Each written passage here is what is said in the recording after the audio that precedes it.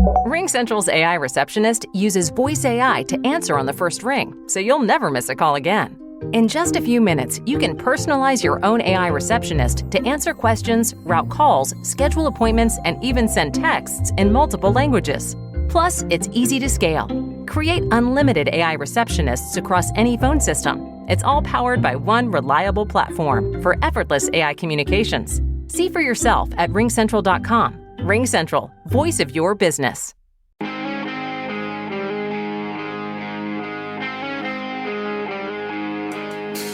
Welcome to the Backpacking and Blisters podcast. We are tips and tales with a sense of humor.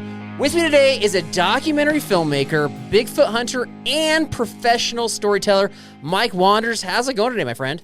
What up? What up? I'm happy to be here, man. What up? All right.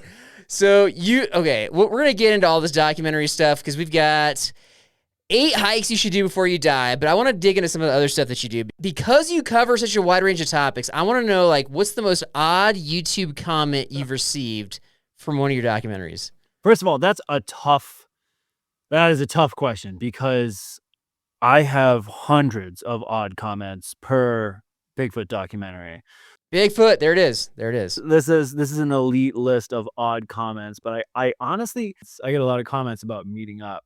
I'm sure, everybody does, especially with the Bigfoot stuff, because I do backpacking and Bigfoot. You're seeding us with the information about being into the Bigfoot scene here. So how did you even get into making Bigfoot documentaries? The most important aspect of who I am is my complete obsession with the natural world, with wildlife, and very well documented wildlife that exists all over the world. I'm absolutely obsessed with that.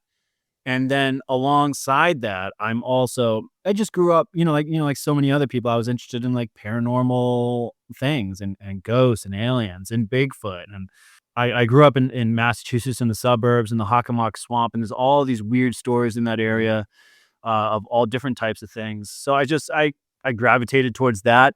Like I was also gravitating towards, my desire to go out and see wildlife and be among wildlife. So the idea that there was this creature that very much fit the bill for the most incredible potential wildlife, if it's real, but also seems to cross into this other genre of paranormal, it was intoxicating to me at a young age. And fast forward, I started making all these backpacking films about me going all over the place.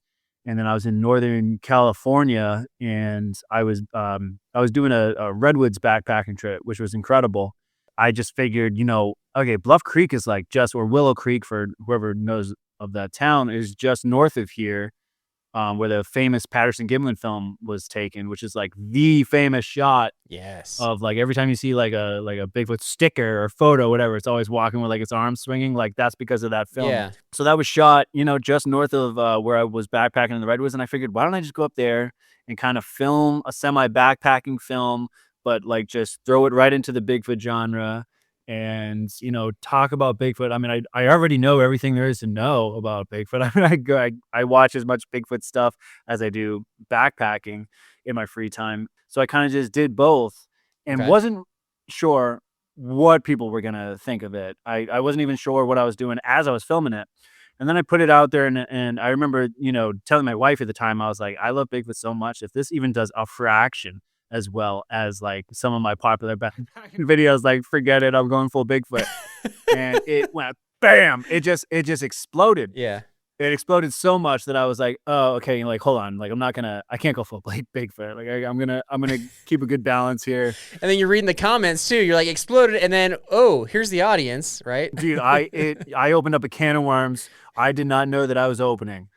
I was not ready. Right. For the whole new, it was the dam broke and just in came an army of all different types of people, and it was incredible. It was incredible, but it wasn't always the hiking community is a relative, it's a positive group. It's a positive group of people, and you'll you'll get mean comments you're not doing this right, you're not hiking right, that is not how you act around bears.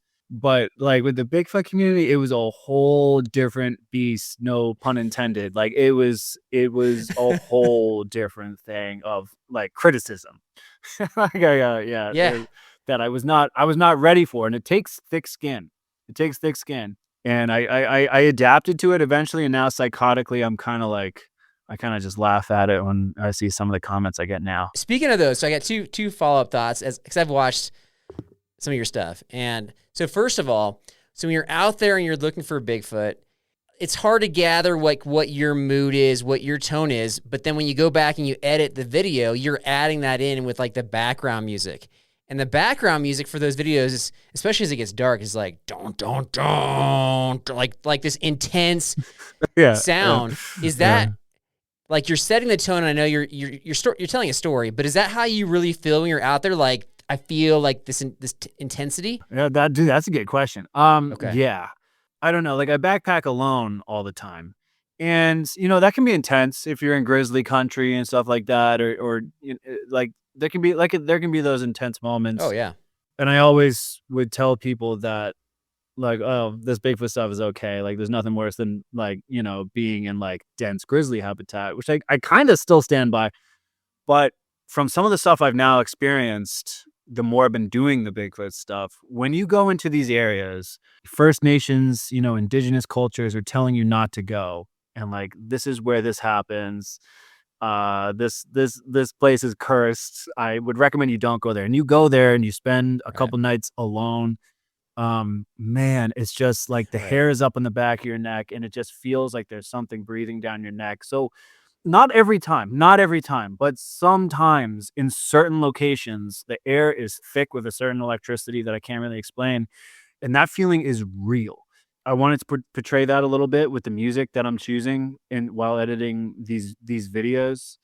But then I also knew like there's a certain tone. Like there's a certain tone that like there's a reason why people watch Bigfoot films and Bigfoot documentaries. And it's for the same reason that we all watch horror films. We want to escape. I don't watch those. I just want to be. I don't want to be clear. I'm not a horror film guy. Dude, I'm done. I'm also done now. Now that I do all this stuff myself, I had to like tell everyone I was like, I'm done. I can't keep watching these scary films. To your point though, like there's this show out. So they've had a few seasons out now, Expedition Bigfoot, and mimic the tone that you have. But I think they take it to the next level because they have 4 different people gathering stories, gathering data, gathering evidence, and in all the seasons they've done, I don't think I've seen anybody smile like one time. Like they're like, I am serious and I'm a serious person and nothing is funny out here or there's nothing that's nice.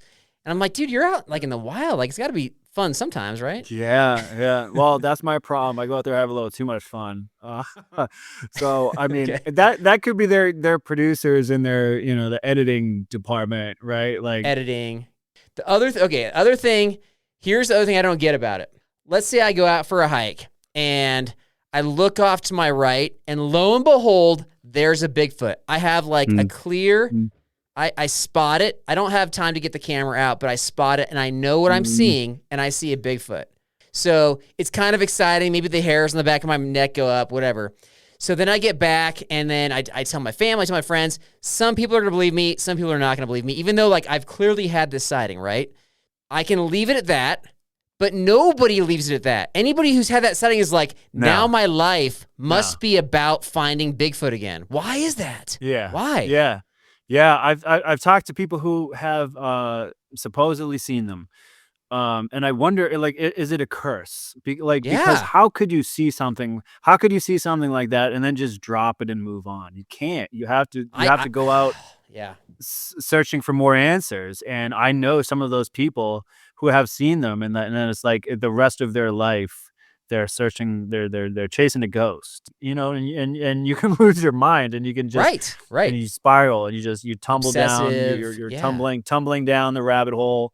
It's almost a curse. And I've even said that with my videos. Like I just like being out there. I just like being out there. I like if Bigfoot was proven to be somehow, I don't know how they would do this, but if proven to be completely fake tomorrow, I wouldn't spend one less day in the woods. Like I am so completely obsessed with being out in the wild in and of itself. There's infinite reasons to be out in the natural world, Bigfoot aside. And speaking of just liking being out there, that's really what this episode's about. So I think we should hop to it here. So this episode is brought to you by Enlightened Equipment, the company that can help you complete these epic hikes with their amazing ultralight gear. Check them out at enlightenedequipment.com. We've got 8 hiking and backpacking trips that you have to do before you die right now. Here we go, Mike. All right, what's number 1 on your list? I just want to say that, like, there's ones that are more personal to me that, like, I would want to do that the general backpacking community might not want to. So just as a quick side note. No. You're the authority. You're telling them they have to go there. This is what this episode's about. All right, all right, so I'm gonna put this out there for them. This is what they should do. If you're a backpacker, these are the trips you should do. Okay. I think if you're a backpacker, there is no way that you cannot do the West Coast Trail What? on Vancouver Island and British Wow. Columbia. Yeah, you got to do the West Coast Trail. You got to do the West Coast Trail for so many different reasons, but it's the one that just checks the most boxes. It has true adventure with all the ladders. There's like, I think there's like potentially like 100 ladders if you're doing the whole thing north to south or south to north. Right. And it's right along the coastline of Vancouver Island in Pacific Rim National Park. Thick old growth rainforest, and it's just hugging the coastline the whole time. So you're just hiking through dense rainforest, and then you're on the beach, and then you're back in the rainforest, back on the beach, and it's just the most beautiful possible scenery there is. If you're a backpacker, you gotta go do it. It is a hard trip. It is potentially incredibly hard depending on the weather that you get. If you get 3 days in a row of rain, 4 days, 5 days, 6 days, which can easily happen in that area, everything is so slick. Right. Forget climbing down the ladders. Like you're rock hopping. It's knee-high mud at times. It's, balancing on down trees, and if you slip, you're going to like slip, hit your hip, and then flip into the mud. It can be intense, but it's also, but that's what I mean. It checks every box. Like it's intense. It's rewarding. Sometimes it's a lot of bang for very little buck. This is a lot of bang for a lot of buck. West Coast Trail. So we featured this one, I want to say it was last year on an episode we did, which was like the most dangerous hikes in the world. And this comes up on all of those lists because I don't know what the percentage is, but it's some ridiculously high percentage of backpackers have to get rescued from this trail. Like they get hurt. Yeah. So like the southern end of the crazy. trail is more dangerous. So you can either choose to hike it south to north or north to south. I went north to south. So like by day 3 or 4, we got down to the much more intense part where the terrain just becomes impossible, both in the rainforest and on the coast. And I think we saw like a flare go up and on the coastline, and we're like, oh, we're in it. Let's do this. And you got like boats paralleling you out on the water, ready for rescues. I think it's like I think they average. Wait. There's just boats waiting for people to rescue. Yeah, because I think crazy. they average like 1 rescue per day, something like that.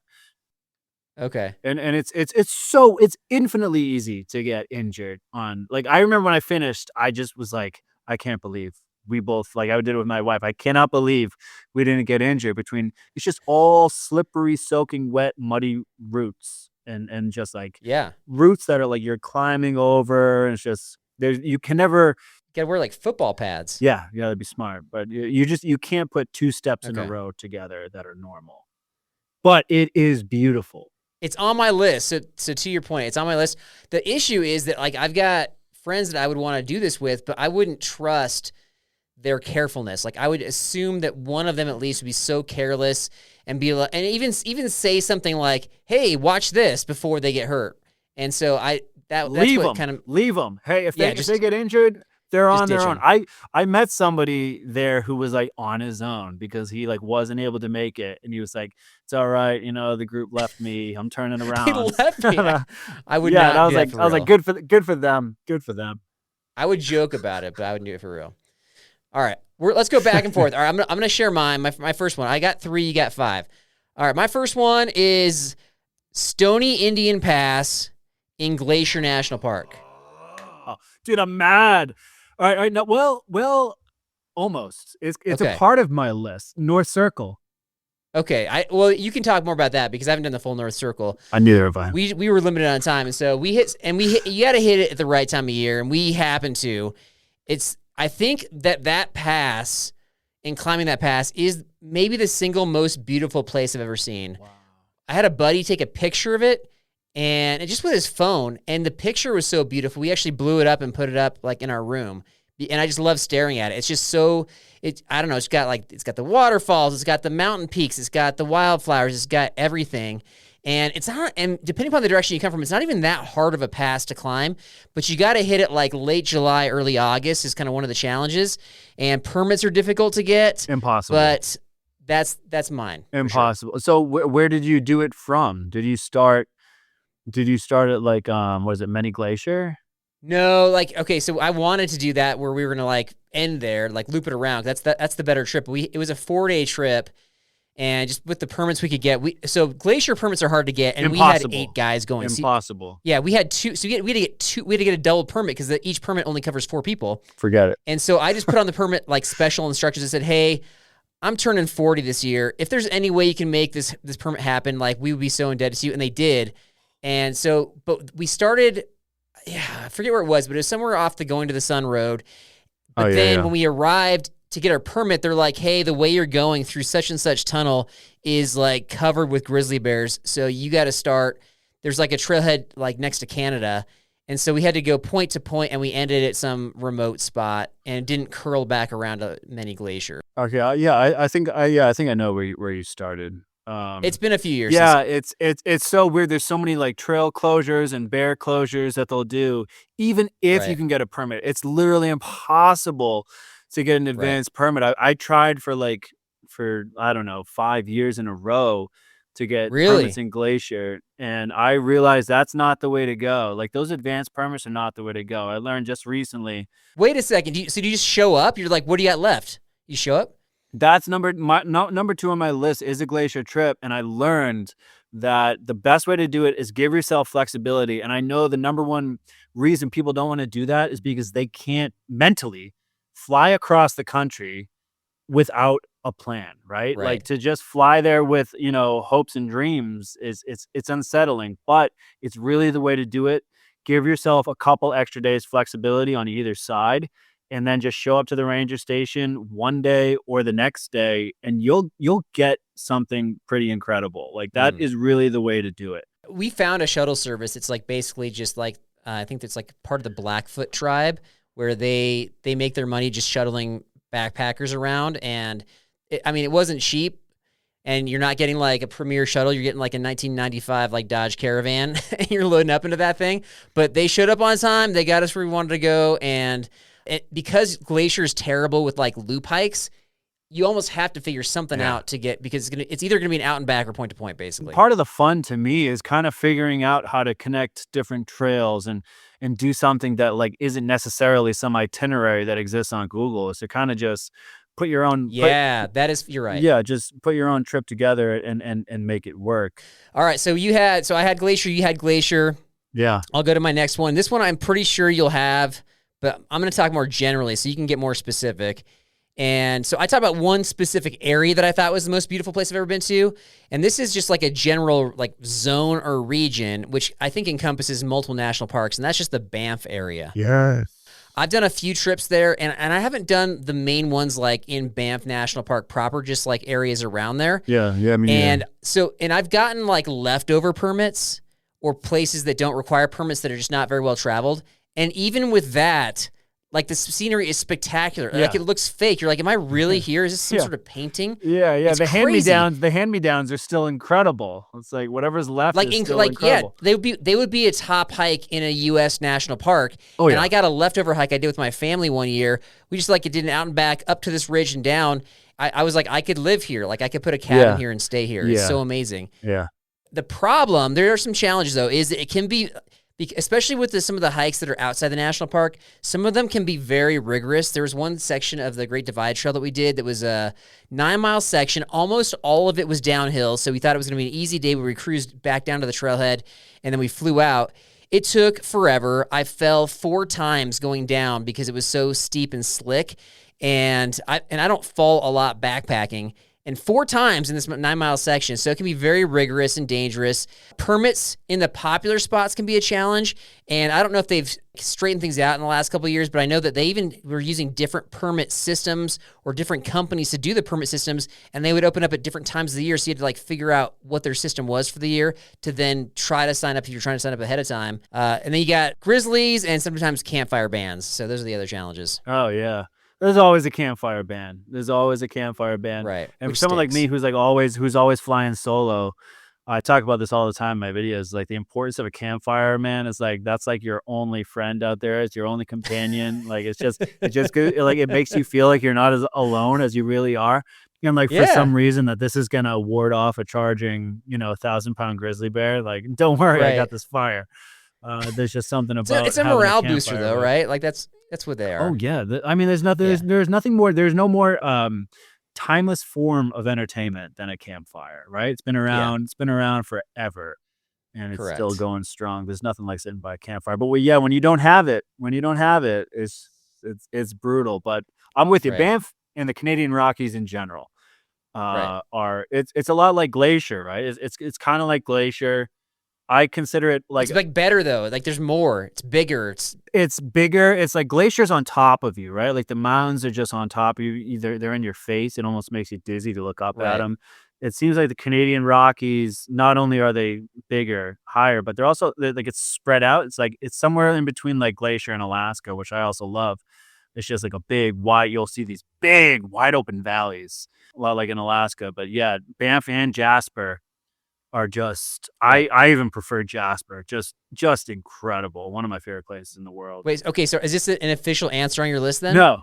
No, that's your answer. Oh, it didn't make your list. No. What? Well, it Okay. would if I have done like a legitimate backpacking trip. I've only done like 2 very short backpacking trips in the in the Canadian Okay. Rockies. But I do have Right. a good one, and that's in Yellowstone.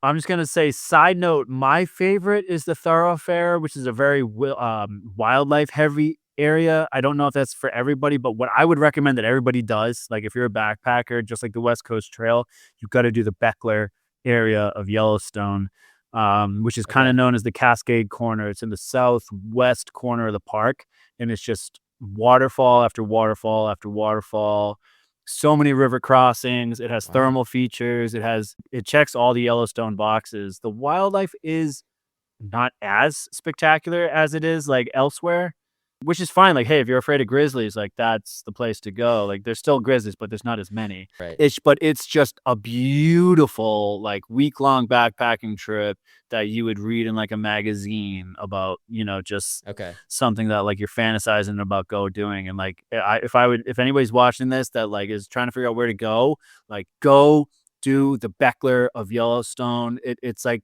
going back into the Lewis and Clark era of seeing North America for the first time. Yellowstone in general. Nothing beats Yellowstone. You got me with this one. This is one that is not on my list. When I've looked up Yellowstone backpacking trips, do you have a video on this one? Well, I'm soon going to be editing a video on this one. Yeah, I did do it, but I haven't done it.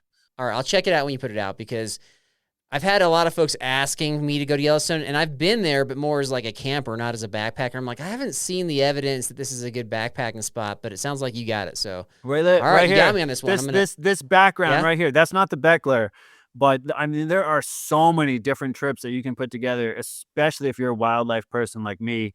Like for me, backpacking is a means to an end. Like I'm not out there for Okay. the gear. I'm not out there even like for really anything other than to put myself in a position to have like incredible wildlife encounters.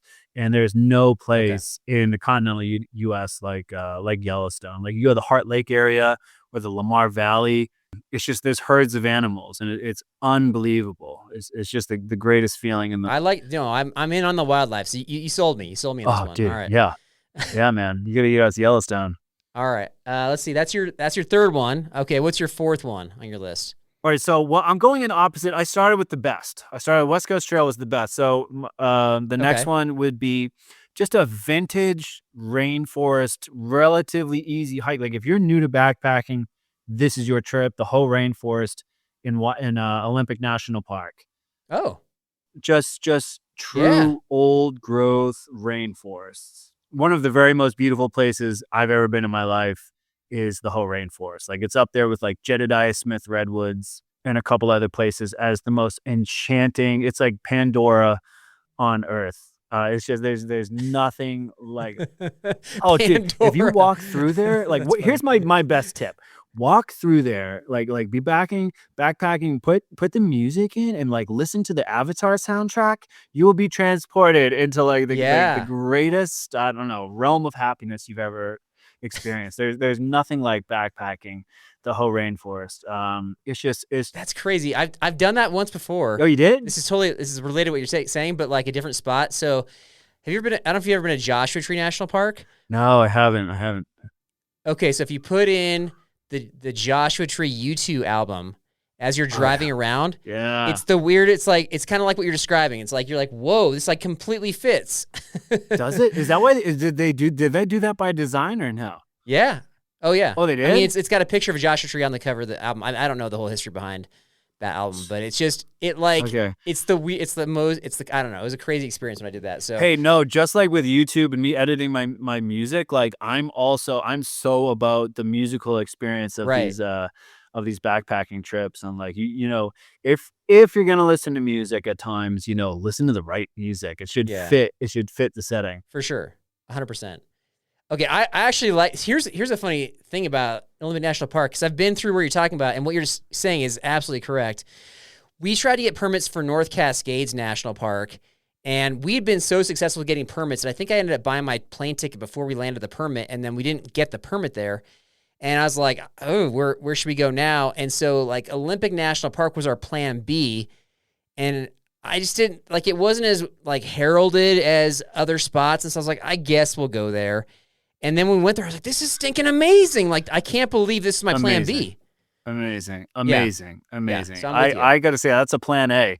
Yeah. Olympic to me is a plan A. Like, Olympic is one of my favorite national parks and they have some great coastal backpacking trips you can do as well, and great alpine. You do like the Seven Lakes Basin, like it's a mix. Hurricane Ridge day hiking. Like, there's so many different types of landscapes you can experience within Olympic For sure. in and of itself. But I got to say, I'm also a North Cascades guy. Okay. And we haven't been there as a result, but that's on our list too. So, all right, my last one I got. So we each got one left. My last one is a little outside the box. I think people do not do this enough, especially experienced backpackers.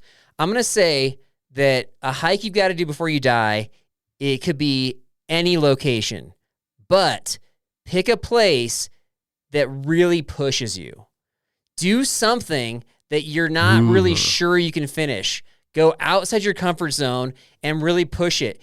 It might include a death march. It might include going 50% longer each day than you think you can go. But I guarantee you there that if you're successful, that trip will be your best stories, the strongest memories you have, the one that you reference the most, because that's the one that it's kind of like a badge of honor. Like, I can't believe I made that. But the key is, it's not something you're like, I'm just going to go a little bit farther than what I do. It's got to be something that really challenges you, where there's like doubt. Like, you may not make this one. Yes. Dude, Like that's that? a great answer. Yes. Great. Thank you. I think there should be a decent amount of fear going into your trip. There should be a decent amount of fear. Like I don't know if I can do this. Like, I don't know if I can make this. Right.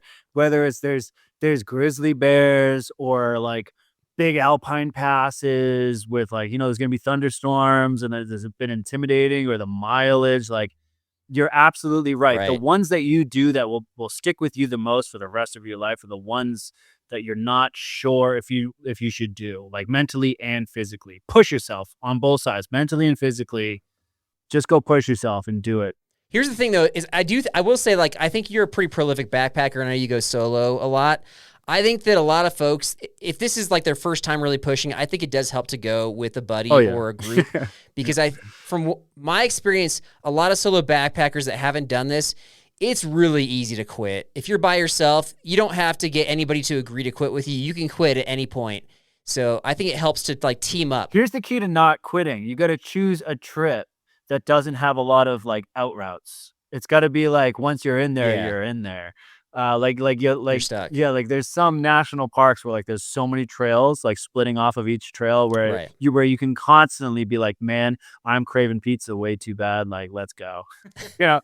I don't even like having that option. I like having the mindset of like, once you're in it, you're in it.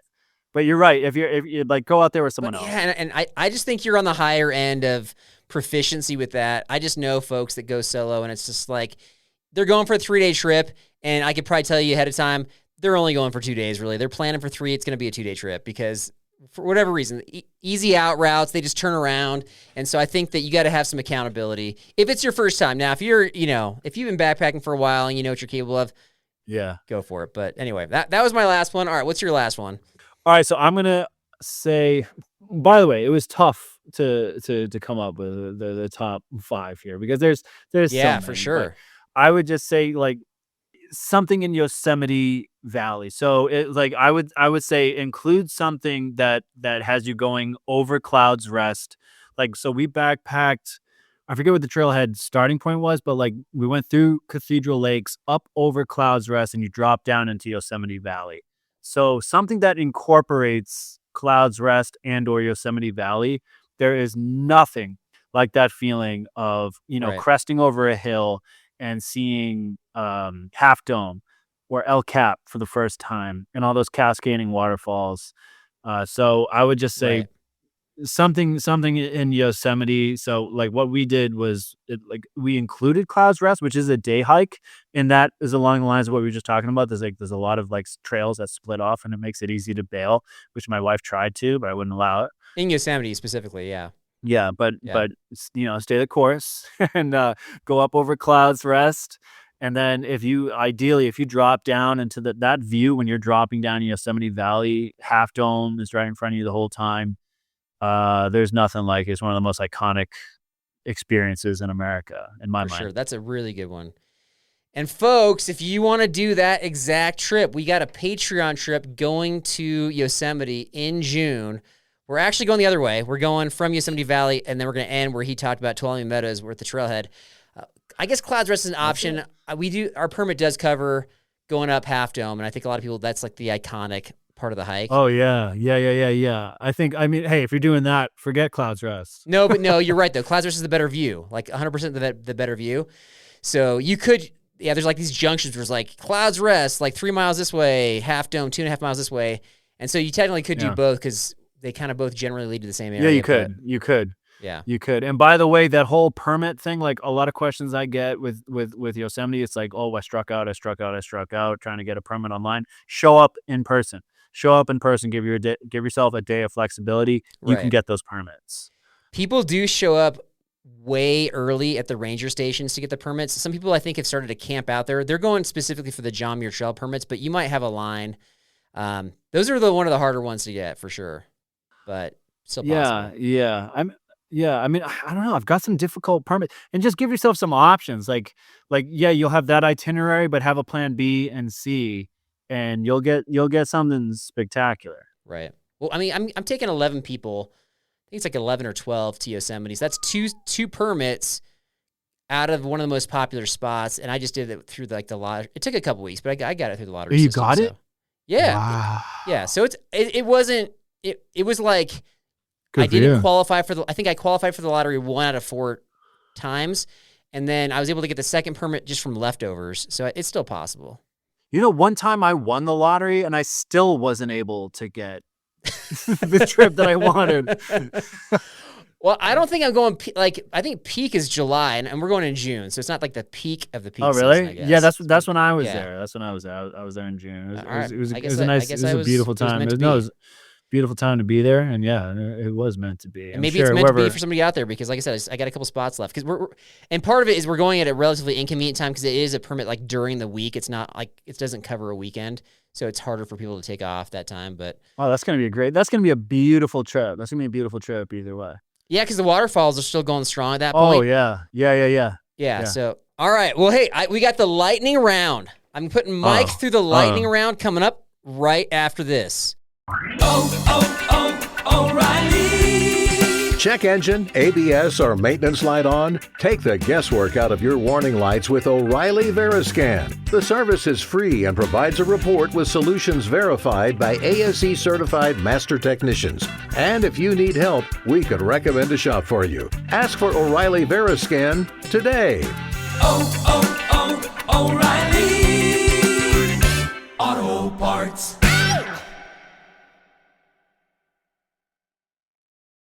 The secret is out. With millions of younger-looking customers across the country, Plexiderm is one of the most highly sought-after products on the market. It visibly shrinks under-eye bags and smooths out crow's feet in minutes, and the effects last up to 10 hours. Influencers love it, magazines feature it, and people just can't get enough of it. As a matter of fact, Elle Magazine gave it an Editor's Choice Award as Best Instant Wrinkle Filler for 2025. In as little as 10 minutes, Plexiderm reduces the appearance of fine lines, wrinkles, and those dreaded under-eye bags. So yes, you can look years younger in minutes, and the effects last for hours. No surgery, no gimmicks, just results. The best news, you can try Plexiderm for only $14.95. Plus, get free shipping. Don't wait, order Plexiderm today. Visit plexiderm.com/special. That's plexiderm.com/special. Paid for by Sheer Science. RingCentral will completely transform the way you work. It gives you built-in AI across all your business conversations. Your phone system has an AI receptionist that answers calls 24/7. Your video meetings have AI that takes notes instantly. Even your contact center has AI, so you can help customers faster. It all comes together in one reliable platform for effortless AI communications. See for yourself at ringcentral.com. RingCentral, voice of your business. All right, the lightning round is brought to you by Magnet Designs. Check out the Ultralight Alpha Joggers, one of their best sellers. They can be used as camp pants, a base layer, or even pajama pants, and they only weigh between 3 and 6 ounces. Check out these popular joggers that come in men and women's cuts by Googling Magnet Designs. All right, my friend, we got lightning round. You got 1 minute to answer as many questions as you can. It could be related to backpacking or not. Timer starts after I ask my first question. Are you ready? I'm ready. Let's go. What is the number one best piece of Bigfoot evidence out there? I'm gonna say footprints found with dermal ridges at 20,000 feet. According to David Attenborough, the most respected naturalist of all time. Nobody's faking things at 20,000 feet, hoping that somebody sees that at some point. Footprints separated, by 6 feet with dermal ridges. I'm not gonna say the Patterson-Gimlin film. Favorite trail shoe? Oh man, I like my Solomon boots that I wear. I have like 6 different pairs. An action film you like? Terminator 2, Judgment Day. The worst freeze-dried meal you've ever had? Mushroom stroganoff. I hate mushrooms. Weird smell you actually like? Skunks. What's going on with the Bermuda Triangle? I don't know. I don't think much. I don't think there's much going on, to be honest. Something strange you bring backpacking? Sour Patch watermelon candy. Oh, you had some great answers there. Time is up. I think you got 7, I want to say. So pretty good there. I spent too much time on the Bigfoot question. Everybody does I want to that. give you like a good answer. I hit a nerve typically with one of the questions.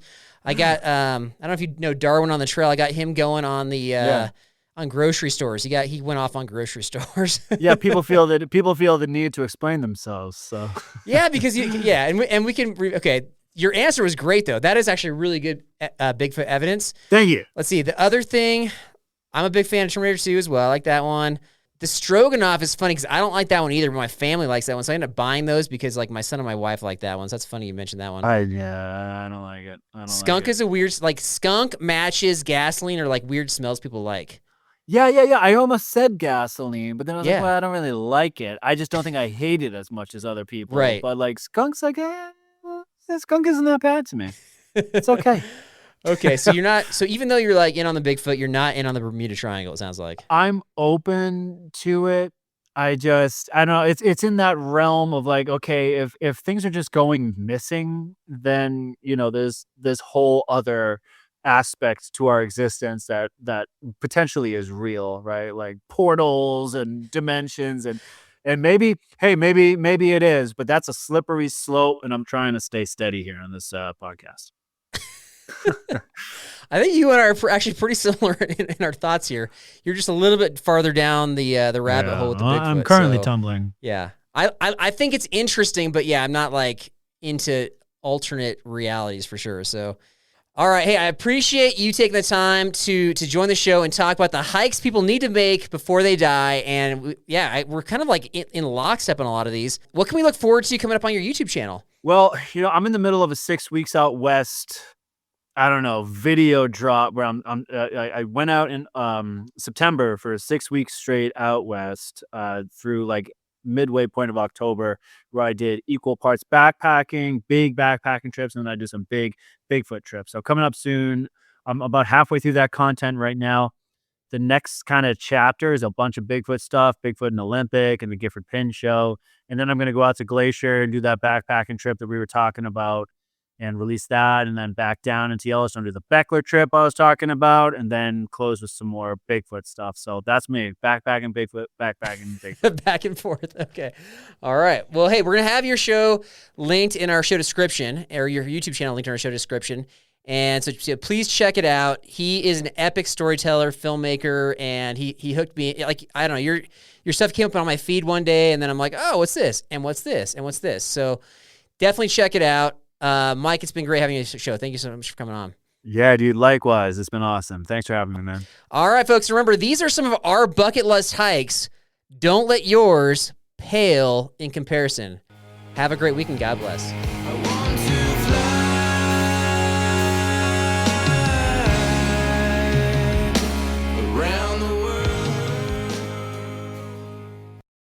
B&B, it's rock. Hope everybody's doing well out there. I want to say that I know you think about this next topic I'm about to bring up. I know I think about this next topic. It's something we all think about at some point. And that topic is death. It's going to get us all one of these days, unless the Lord raptures us before that. And I pray that he does, but it's all up to him. And I'm telling you, there is a side of me that is really looking forward to dying. Why? To go be with the Lord, really and truly. It's going to be so much better with him.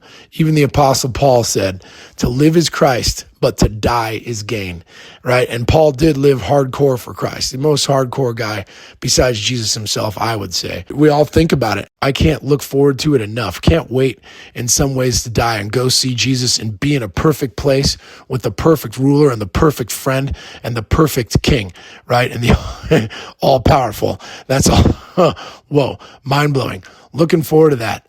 But on the other side, to live is Christ. I want to stay here and do as much as I can for him. And by the way, for those of you who are thinking, dude, you know what? I need to get it in gear. I need to do a ton of stuff for him. Hey, remember what Jesus said? His yoke is easy. His burden is light. He's never going to give you more to do than what you're capable of doing or what you have time to do. So don't think you need to go be the next Billy Graham. Maybe you will be. And I pray that God does raise up someone like that from our generation.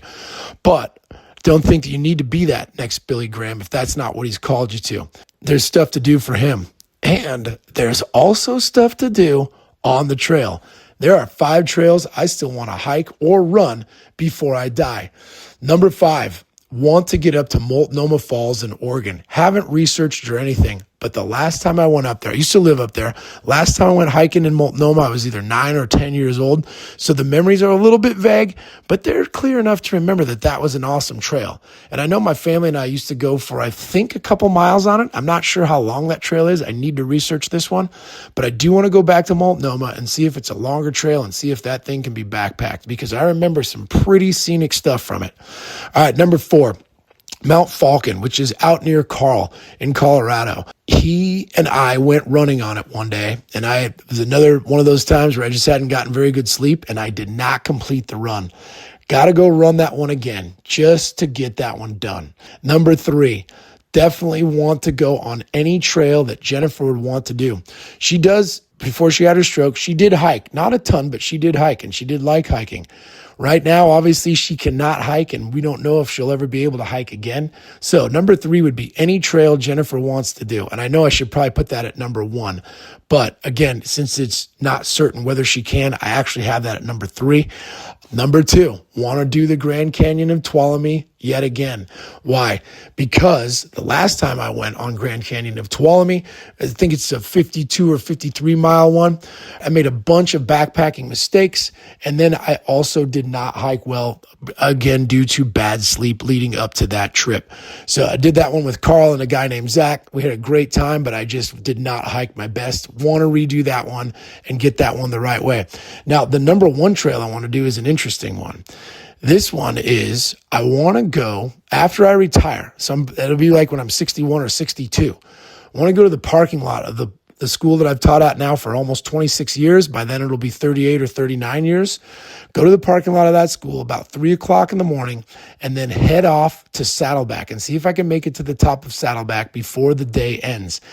From my school to Saddleback, I believe is 34 miles. So I want to do that and then hike back down Saddleback and jog to Wahoo's. Now that would be probably a 50-mile day. Could I do it? I doubt it. By then, I don't know. But it is on my list. Want to see if I can give that one a shot. And I not want to give it a shot. Want to see if I can do it, but I'm definitely going to give that one a shot. Those would be the trails that I hopefully could do before I die. If you like the show, please take a moment to rate, review, and subscribe. It really does help the show to grow. Thank you for listening.